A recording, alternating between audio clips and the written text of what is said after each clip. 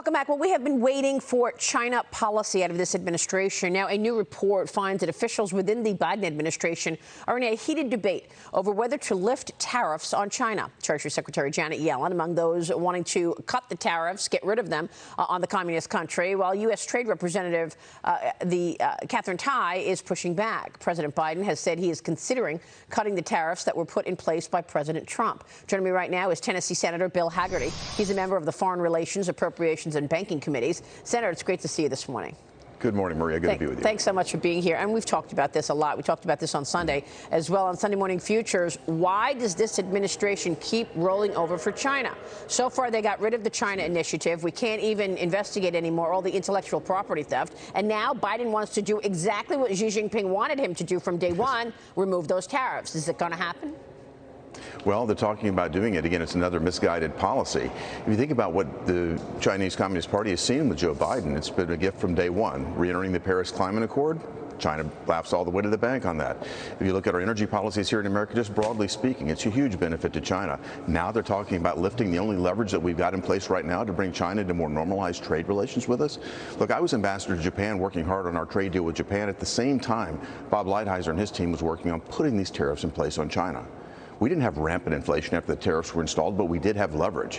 What the Biden administration wants to do is give away that leverage and get nothing for it in return. I can understand why Katherine Tai, the current trade representative, doesn't want to do this. It's just another gimmick that the Biden administration is pursuing, and again, a net benefit to China. Well, I mean, does China have something on Joe Biden? You have to ask the question, right? I mean, look at these more than 120,000 emails reportedly from Hunter Biden's laptop, now online in a searchable database. You just could go search it, and you can find all the emails. The site is called BidenLaptopEmails.com. BidenLaptopEmails.com, calling it a, quote, modern-day Rosetta Stone of white and blue-collar crime. Senator, apparently this trove appears to lay out intimate details of Hunter Biden's dealings overseas. And I know that those who have been investigating this say that the Biden family has taken in tens of millions of dollars from Chinese officials. Is that why he is going to remove the tariffs? Look, it certainly appears that there is a massive crime syndicate underway within the Biden family. After 3 years of Russia, Russia, Russia, every channel that you turned on could talk about nothing but that. And now we hear barely a word out of this administration and hardly any coverage except for yourself, Maria, and a few others on this. It's extremely concerning. And you've got Joe Biden, again, making policy that could benefit China dramatically at the same time that it looks very obvious that his son, his family, have taken millions of dollars from China in the process. Yeah, did you want to jump in, Joe Concha? Sure. Senator, with the midterms now about 175 days away, the clock is suddenly ticking quickly here.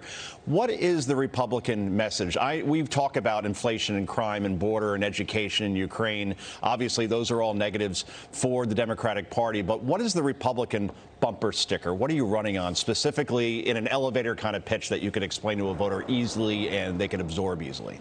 Joe, it's very easy. We're running on a strong America. Bring our energy security back. Bring inflation down. Bring our borders back intact. Protect the people here in America, make our nation stronger, and by doing that, we'll make our allies stronger, we'll make our adversaries a lot more concerned about the actions that they're taking right now. It's American strength that we're running on.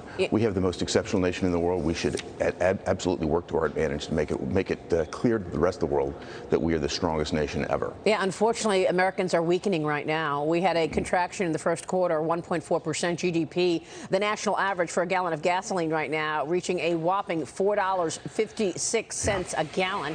Gasoline prices hit $4 in all 50 states, even for the first time.